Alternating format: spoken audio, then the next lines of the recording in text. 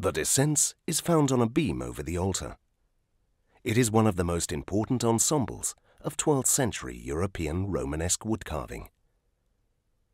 The scene depicts the moment when Nicodemus removes Christ's hand from the cross, while Joseph of Arimathea takes the weight of Christ's body on his shoulders.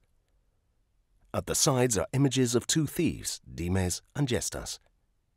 Seeing as the arms of the figures are articulated, it has been supposed that their use must have been related to the medieval liturgical plays of the Easter cycle that were performed in churches during Holy Week.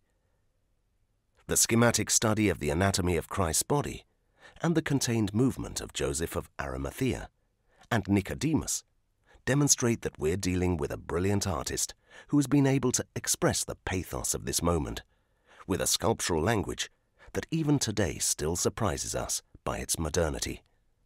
We do not know the name of the master who carved these figures, although he has traditionally been attributed to a hypothetical workshop in Erill, active during the first half of the 12th century, by which other similar sculptures are conserved, mostly from the Boí Valley.